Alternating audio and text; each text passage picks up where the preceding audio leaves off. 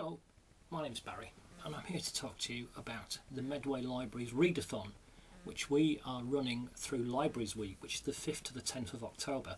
Now what we've been doing is we've been asking authors and readers to get in touch with us on social media, make little films, basically just tell us, what they think about writing, what they think about reading, what they get from it, their process, that sort of thing.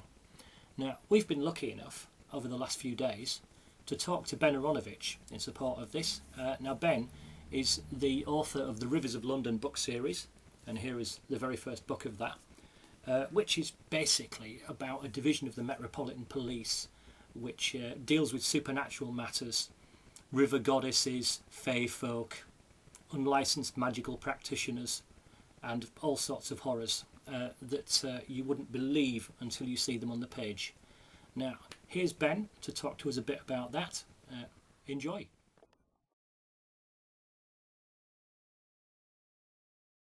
I'm a creature of habit. I like to work at my desk, which I'm sitting at now, which is in my house, which I hardly ever leave if I can help it.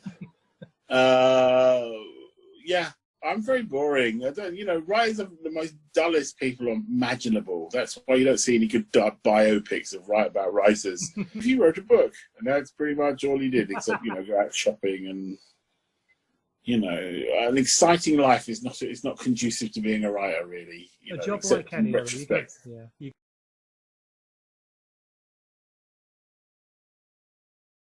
I'm divided. I don't know. You see, I think it might be separated into the estuary bit and the upstream bit. I know the estuary bit is a guy in a boiler suit drives a white van. It's one of those haircuts that's not quite a skinhead because he's going bald, and so he's like shaving it back. Remember, gods only look the way they do because they want to reflect their personality. Yeah. So he's something a bit redundant with like the history of the heavy engineering and the naval dockyards and all that kind of stuff. I don't know about history. I mean, I never really know. I haven't done the Medway yet because I haven't really figured out who he is or who she is. So one day I will come up. What happens is you're bowling along and suddenly you go, aha, that is what that river is like, and then off you go, and then you include them in the book. That's what I do, except for Beverly Brook, who I had the name before I had the river.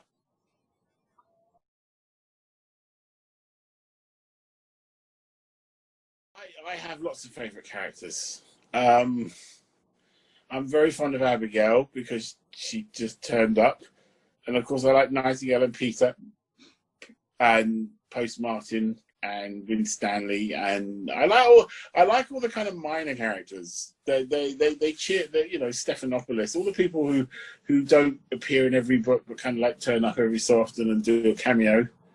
I like all of those characters, and I like the foxes as well, which you're going to see more in the next book. So I try and be realistic. You see, you have this thing, you can't have the same crime team doing every crime that your heroes are involved with, because that's unrealistic. They're not all going to come, they're not all going to come out of the Belgravia or MIT.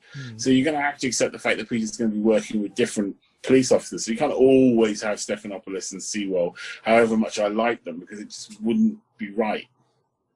So you have to vary it a bit. Excellent. Well, it's usually called urban fantasy. So the thing is that the thing about genres is they're not systematized. They're not like the Dewey Decimal System. They're not a systematized kind of system of classification, and so therefore they have very, very fuzzy edges, and they also overlap, and then they're like Venn diagrams. Some genres exist inside other genres. You can make an argument that science fiction exists inside the overall genre of fantasy. You can say, well, here is the Venn diagram where fantasy meets crime, and that's where Ben Aaronovitch and Paul Cornell and Jim Butcher sit. Yeah. But then you'll lose, but you lose nuance, and I find these definitional aspects don't get you very far beyond a certain point. I am a science fiction writer. The fact that I'm writing fantasy and crime, right, is neither here nor there. I am a science fiction writer. That's my brain tells me I'm a science fiction writer. Well, because some people can be very pedantic about these things, but I'm not. The Dewey Decimal. I like to put a good couple of Dewey Decimal jokes in every so often. So I didn't think of it like that. There has been supernatural crime for ages. I mean, it's not a new subgenre, if you like. So and really what you're talking about is the intersection of two different subgenres. So, for example, you can think of mine as a police procedural meets fantasy, right? Whereas you can think of Jim Butcher as hard-bitten noir meets fantasy, and you can think of Paul Cornell as police procedural meets horror, because his stuff is much more horror. It's much more like a horror story. Has the, that's the element it leans into much more than I do. But you could make spirited arguments for any set of classifications that you like, and you wouldn't be wrong. It's just you wouldn't be. It's not helpful beyond the granularity starts. That once you try to break it down too far, deconstruct it too far, you lose kind of like insight. You're not actually adding anything to the insight. You're just kind of making your life more difficult for yourself.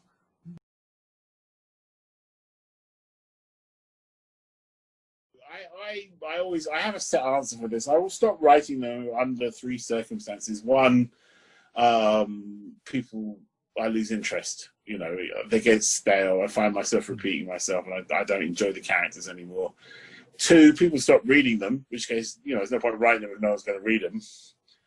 And three, I can afford a yacht, big Abramovich, James Bond villain yacht with helicopters and. So that's my state. If you want a Medway connection of being tapping away at my computer in the sunshine with a brisk wind, and thinking, I quite fancy. I don't know, what's a good place in the Mediterranean to go to? Cannes. And I just I lean over and I go, Captain, set course for Cannes. And I don't have to do anything. I'll still be there writing, and I'll be on my way to Cannes without having to move. That's the appealing thing. But unfortunately, the kind of yacht I would want, I don't want to actually have a yacht that I have to sail myself. So, or in fact, isn't huge and has a helicopter. So I wouldn't be able to afford that. I don't think that's a likely thing. I think J.K. Rowling would be hard pressed to afford that kind of yacht. So.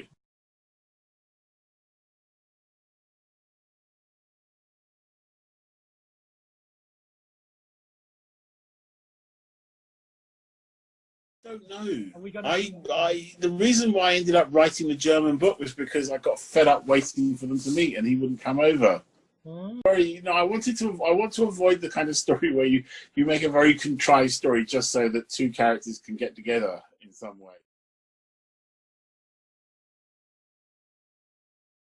Toby's much more methodical, much more kind of organised, and so therefore. He belongs to a system which is much more kind of careful. But I would jealous is too strong a word. Envious, a little bit, occasionally envious of his freedoms, I think. Yeah.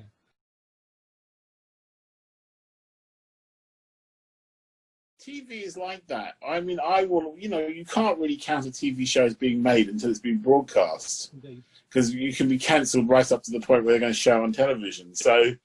It's a bit like Schrodinger's cat. I call it Schrodinger's TV series. It's in a box, and one day we will open the box, and there will either be a TV series in there or not.